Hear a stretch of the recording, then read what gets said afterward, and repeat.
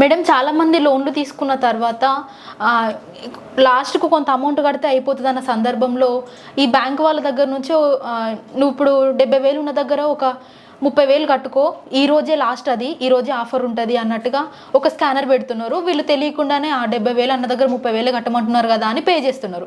కొన్ని రోజుల తర్వాత మళ్ళీ బ్యాంక్ వాళ్ళు కాల్ చేసి అసలు నువ్వేంది ఇంకా పే చేయలేదు అని అంటున్నారు. అదేంటి సార్ నేను అప్పుడే పే చేశాను కదా మళ్ళీ నన్ను అడుగుతున్నారు అని అంటే, నువ్వు అసలు ఎవరికి పే చేసావో మాకు తెలియదు అని అంటున్నారు. సో అలాంటి సందర్భంలో వీళ్ళు అసలు ఎలా రియాక్ట్ అవ్వాలి మేడం? ఇది ఒక కొత్త రకం స్కామ్ అమ్మా, మేము కూడా చూస్తున్నాము, చాలా కేసులు వస్తున్నాయి.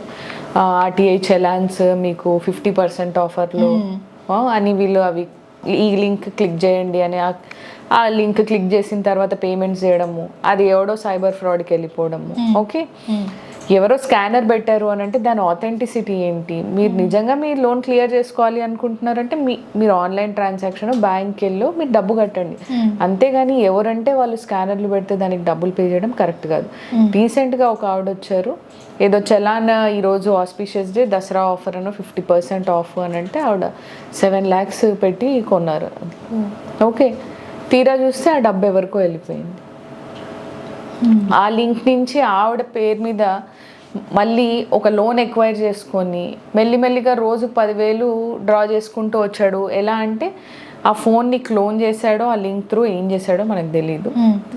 It comes under cyber fraud. అలా పూర్తిగా ఆవిడ బ్యాలెన్స్లో 10,000 ఉన్నప్పుడు ఆవిడకి తెలిసింది. ఏంటి అని బ్యాంకర్స్కి వెళ్ళి చాలాసార్లు కంప్లైంట్ చేసినా అదేదో టెక్నికల్ గ్లిచ్ ఏమో మేడం అని ఇగ్నోర్ చేశారు. లాస్ట్కి ఏం తెలిసింది, ఇప్పుడు ఎవడో 7 లక్షలు అప్పు చేశాడు. ఆల్రెడీ ఈవిడ 7 లక్షలు పోయినాయి ఆ చలాన్ కింద. మళ్ళీ ఈవిడ పేరు మీద ఎవరో 7 లక్షలు డబ్బు తీసుకున్నారు. దానికి ఇప్పుడు ఈఎంఐ ఈవిడ పే చేయాల్సి వస్తుంది. సో ఇట్లాంటివి వాటితో జాగ్రత్తగా ఉండండి. ఎవరంటే వాళ్ళు స్కానర్స్ పంపించడము, లింక్స్ పంపించగానే వాటి మీద క్లిక్ చేసి మీరు డబ్బులు పే చేయడము, ఇవన్నీ చేయకూడదు.